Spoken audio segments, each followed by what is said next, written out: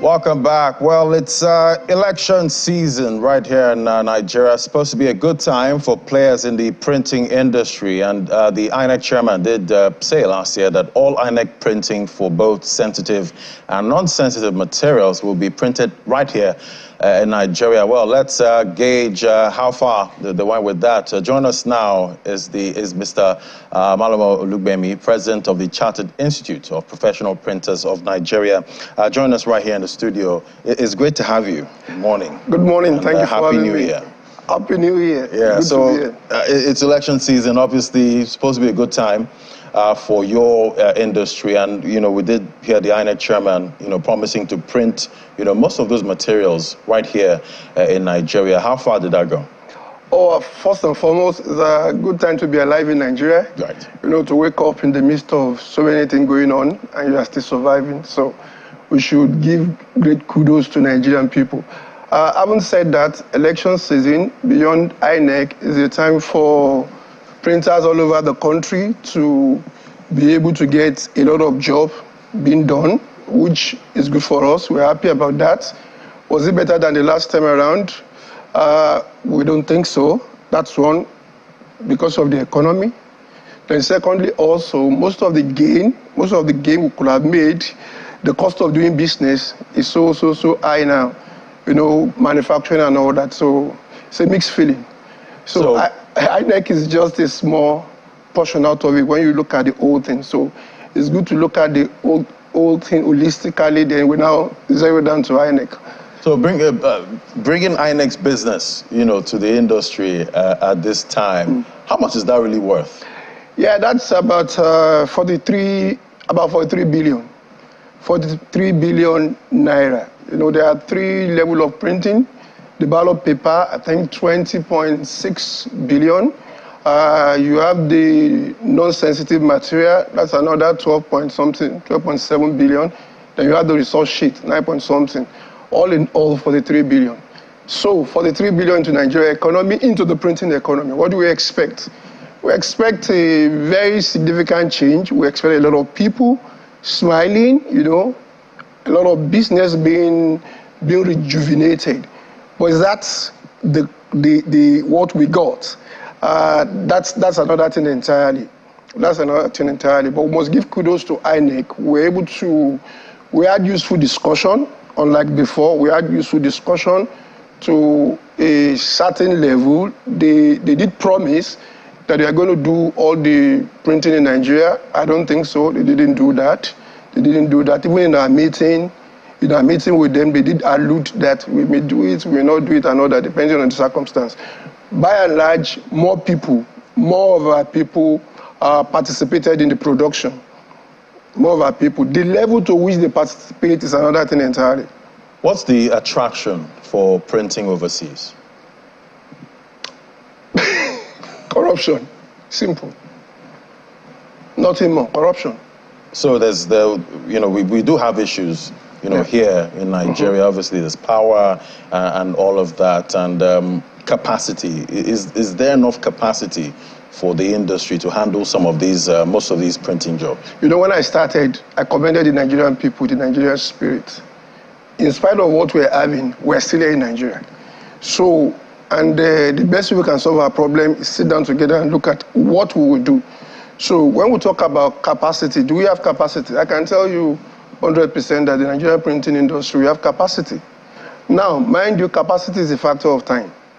This time around, we amended our electoral act that gave us more time to be able to print. So there's no reason why INEC will come and say we don't have capacity. We do have capacity. But by and large, we're in a very sensitive period. We shouldn't eat up the polity. Whatever needs to be done has been done. But after that, we are going to look at a post-election dissection. We can't just say, oh, we've done this. So how far have we gone?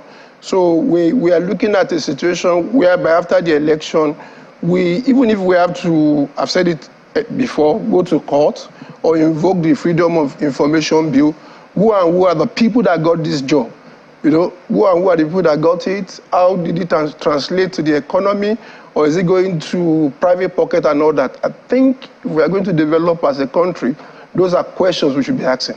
Because I'm wondering how you actually gauge, who gets what. How do you know when the jobs are actually done here or, taken outside our shores? How do you know who's getting the jobs? Okay, that's very interesting. It's a process. It's a process. A few 4 years ago, we're not even getting the kind of level of information we're getting now. We're not even getting engagement. Now we're getting engagement. That means we've moved from one level to another. Now, the whole thing is shrouded in, I don't want to say secrecy. It's shrouded in kind of secrecy. I give it to INEC. They are independent, but their independence cannot, when you consider the holistically Nigeria, you are the electoral umpire, you want to bring good governance to the nation, the first thing you should do is you should live by good moral ethics. So if our electoral umpire, and I'm not saying they are not showing good morals, then what are we going to get? In the things that has to do with their procurement. So their procurement has to be fair, their procurement has to be transparent. To what level are these things transparent? You're not going to tell me that, yes, I recognize the fact that it's a security printing. And in security printing, particularly for elections like this, there are so many things you should not disclose. Fine. So post-election, there shouldn't be any reason why we should not be able to know who are the people that, that did this job.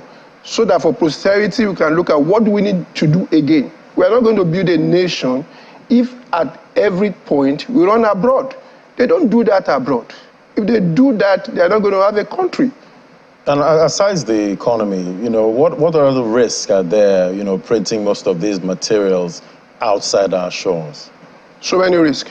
The world economy is being affected by so many things. Anything can happen. A year ago, Ukraine never knew that there's going to be war. So the world economy is so volatile. So if you go out, you want to bring in the logistic of bringing all those things in very huge, very, very huge, and something disruptive. We've had that in the past. If you record in the last election was postponed. Up to today, we don't have an official paper that will tell us, or investigation that tells us the reason why the election was postponed. And INEC will tell you one thing, we have idea of what actually happened, why that election was postponed. And until we are proven wrong, it's because some of those materials were printed abroad, and we couldn't meet the logistics. So that's it. All right, let's look at the industry as a whole now. Let's look at performance, say in 2022. Obviously, that was a tough year for a lot of industries and major economies globally. How did your industry fare in 2022? Yeah, we're trying to recover from the COVID. We came up with post-COVID priority for our industry. So we look at it holistically. What can we do? How can we cushion the effect of what is happening all over the world? So we decided that we came up with some campaign, let Nigerian printing job remain in Nigeria. If all our job that people take outside of the shore of the country to print, if we're able to do it locally, then the effect of COVID will actually be cushioned. So that's why we set up a lot of campaign. Yeah, we made on traction with INEC. There are still a lot of other government agencies like UBEC that prints abroad. If we're able to get all that one sorted out, things will be better. Then the second part of the campaign again is that let printing job be for printers. Printing is a very, very capital intensive business. So if I invest millions of dollars, and I mean millions of dollars, and I can't get patronage, we're not going to have an industry. So basically, those are the things we came up with.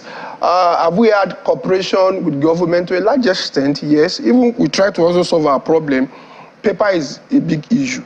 We don't produce paper in Nigeria. So we partner with Ministry of Trade and Investment and Manufacturing Association of Nigeria, Lagos Chamber of Commerce to organize a paper summit. Let's actually look at what is happening in our paper industry. What can we do? Let's have a long-term, mid-term plan and short-term plan of what we can do to actually produce paper in Nigeria. So we did that. But basically, we need support of government. For instance, SIPON, we are under Ministry of Trade, we're under Ministry of Information. we are completely disconnected from them. They don't even understand what we stand for. And I ask myself, we are more of a manufacturing industry than an information industry. So we're there, we couldn't see the minister could not be bothered about what is happening in our industry. Every time we go there, I mean, it's a tough situation. And mind you, this is an industry that is capable of employing millions of Nigerians in its entire value chain. Government need to pay attention even to industries that are perceived as low level, like us. Because if you don't keep people busy, automatically they will turn out to be something else. And you have to use a lot of money to stop them from being what they are turned out to be.